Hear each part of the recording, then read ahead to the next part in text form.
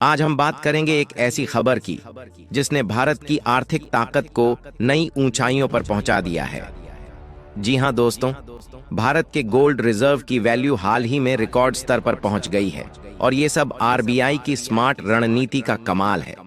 लेकिन ये सिर्फ सोने की चमक नहीं, बल्कि भारत की इकोनॉमी और कूटनीति का गोल्डन दौर है, क्योंकि खबर निकल कर आ रही है कि भारत की किस्मत चमक रही है और बहुत ज्यादा दिन नहीं, बल्कि पिछले एक हफ्ते में भारत के गोल्ड रिजर्व में 12,000 करोड़ की उछाल आई है।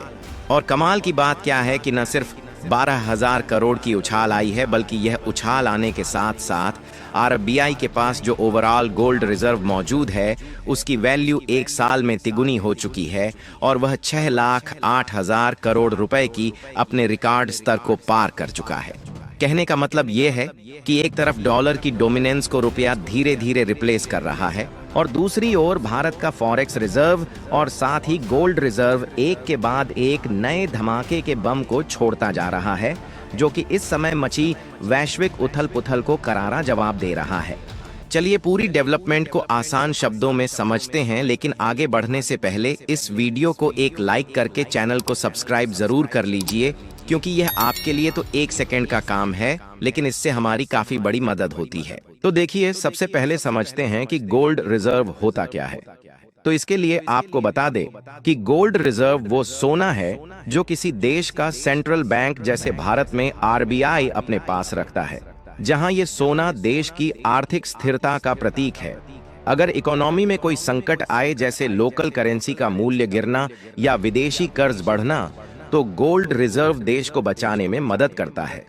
लेकिन मेन खबर यह है कि अब सोने की लगातार बढ़ती कीमतों के बीच भारत के गोल्ड रिजर्व की वैल्यूएशन 6,80,000 करोड़ रुपए तक पहुंच गई है, जिसमें करीब 12,000 करोड़ रुपए की बढ़ोतरी तो अकेले पिछले हफ्ते ही देखने को मिली है। और फिलहाल के समय में भारत के पास 879 टन सोना है, जो दुनिया में 9वां सबसे बड़ा गोल्ड रिजर्व है, जबकि पहले स्थान पर है अमेरिका ने अपनी पोजीशन को बनाते हुए 8,133 टन। फिर सेकंड पोजीशन पर जर्मनी ने 3,352 टन गोल्ड रिजर्व को अपने देश में रखा हुआ है। लेकिन भारत ने पिछले कुछ सालों में अपनी रैंकिंग में जबरदस्त सुधार किया है, क्योंकि 1991 में भारत की इकोनॉमी संकट में थी। तब भारत को अपने गोल्ड रिजर्व का एक हिस्सा विदेशी बैंकों में गिरवी रखना पड़ा था। हालांकि उस सोने को धीरे धीरे करके अपने देश में तो ला ही रहे हैं, लेकिन आज भारत न सिर्फ गोल्ड खरीद रहा है, बल्कि दुनिया को अपनी ताकत भी दिखा रहा है। फिलहाल अब सवाल आता है कि भारत के गोल्ड रिजर्व की वैल्यू अचानक इतनी क्यों बढ़ गई।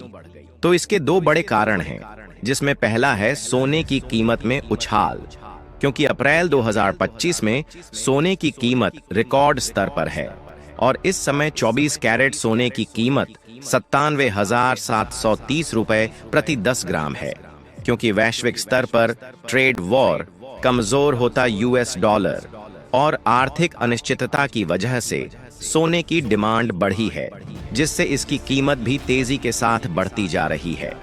इसके अलावा आरबीआई स्मार्ट तरीके से खरीदारी कर रहा है। दरअसल आरबीआई ने पिछले कुछ सालों में गोल्ड रिजर्व बढ़ाने पर जोर दिया। 2024 में आरबीआई ने 72 टन सोना खरीदा और 2025 में भी ये सिलसिला जारी है। और आरबीआई ने केवल जनवरी और फरवरी का ही डेटा रिलीज किया है, लेकिन उसमें ही 2.8 टन से ज्यादा सोने की खरीदारी हो चुकी है, जहां आरबीआई ने लंदन और स्विट्जरलैंड जैसे मार्केट्स से सोना खरीदा और अपने रिजर्व को मजबूत किया। लेकिन जब आप पूछे कि यह जरूरी क्यों है, तो उसके लिए देखा जाए तो गोल्ड एक सेफ हेवन एसेट है। कहने का मतलब यह है कि जब दुनिया में भू राजनीतिक तनाव बढ़ता है, जैसे रूस यूक्रेन युद्ध या अमेरिका चीन ट्रेड वॉर, तो सभी देश गोल्ड की ओर भागते हैं। और इस बार भारत ने इस मौके का फायदा उठाया, क्योंकि ये ऐसा है जैसे तुम अपने घर में इमरजेंसी के लिए गुल्लक में पैसे बचाते हो, वैसे ही गोल्ड रिजर्व भारत की वो गुल्लक है जो संकट में काम आती है। दोस्तों, भारत का गोल्ड रिजर्व बढ़ाना सिर्फ आर्थिक रणनीति नहीं, बल्कि कूटनीति का भी मास्टर स्ट्रोक है। भारत ने गोल्ड रिजर्व को बढ़ाकर दुनिया को दिखाया कि हम आर्थिक और भू राजनीतिक स्तर पर मजबूत हैं। भारत ब्रिक्स देशों के साथ मिलकर यूएस डॉलर की डिपेंडेंसी कम करने की कोशिश कर रहा है और हमने हाल ही में आपको एक खबर बताया था कि भारत ने ब्रिक्स समिट में लोकल करेंसी ट्रेड और गोल्ड बेस्ड ट्रेड सिस्टम का प्रस्ताव रखा, जो कि भारत की डिप्लोमेसी का बड़ा कदम है। और साथ ही अमेरिका के साथ बैलेंसिंग गेम भी भारत खेल रहा है। डोनाल्ड ट्रंप ने भारत पर क्योंकि 26% टैरिफ लगाए, हालांकि ये 3 महीने तक होल्ड पे रखा गया है, लेकिन भारत ने जवाब में अमेरिकी वाइस प्रेसिडेंट को अपने देश में बुला लिया है ताकि ट्रेड वॉर की समस्या को सुलझाते हुए 500 अरब डॉलर की ट्रेड डील पर बात हो सके। और भारत ने गोल्ड रिजर्व बढ़ाकर ये पहले ही साफ कर दिया है कि वो ट्रंप की धमकियों से नहीं डरेगा। इसके अलावा भारत ने रूस से रूपी रूबल ट्रेड शुरू किया, जिसमें गोल्ड की भी भूमिका है। चीन के साथ भी भारत गोल्ड बेस्ड ट्रेड बढ़ाने की योजना बना रहा है।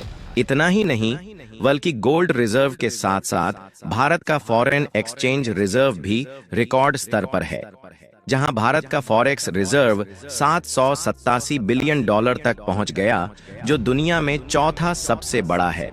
और साथ ही गोल्ड की हिस्सेदारी भी लगभग 9% है।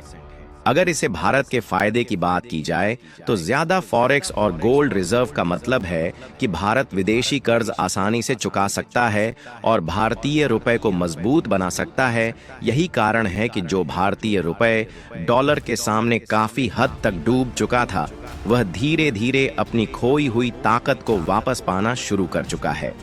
और इससे भी बड़ा फायदा यह है कि ज्यादा रिजर्व की वजह से विदेशी निवेशक भारत पर भरोसा कर रहे हैं।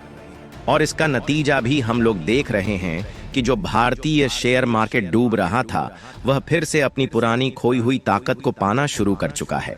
जैसे तुम अपने घर में ज्यादा पैसे बचा कर रखो तो तुम्हें भविष्य की चिंता कम होती है। भारत का फॉरेक्स और गोल्ड रिजर्व भी ऐसा ही सेफ्टी नेट है। इस समय भारत की ग्रोथ रेट को देखकर एक्सपर्ट्स का मानना है, अगर भारत इसी तरह गोल्ड खरीदता रहा तो 2030 तक भारत टॉप 5 गोल्ड रिजर्व वाले देशों में शामिल हो सकता है।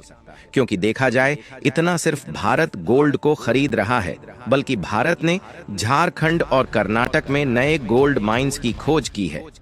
और इस साल तो बिहार में भी गोल्ड भंडार मिला, जिससे भविष्य में इंपोर्ट कम हो सकता है। इसके अलावा नया पेमेंट सिस्टम भले ही बाद में लागू हो, लेकिन उसके पहले भारत ब्रिक्स और आसियान देशों के साथ मिलकर गोल्ड बेस्ड ट्रेड सिस्टम शुरू कर सकता है, जिससे यूएस डॉलर की निर्भरता और कम होगी। लेकिन मैं आपको एक बात फिर से याद दिला दूं कि अमेरिका और चीन जैसे देशों की नीतियां भारत के लिए रुकावट बन सकती हैं। इसलिए भारत टॉप 5 गोल्ड रिजर्व में जरूर आएगा, लेकिन जैसे एक स्टूडेंट मेहनत करके क्लास में टॉप 5 में आता है, वैसे ही भारत गोल्ड रिजर्व में मेहनत करके टॉप 5 में आ सकता है। बाकी आपको क्या लगता है कि भारत को गोल्ड में व्यापार करने की शुरुआत करना चाहिए या फिर अपने रुपए को इंटरनेशनल करेंसी बनाने पर ध्यान देना चाहिए? अपनी राय कमेंट में जरूर बताएं और इस वीडियो को एक लाइक करके अपने मित्रों तक शेयर जरूर करें।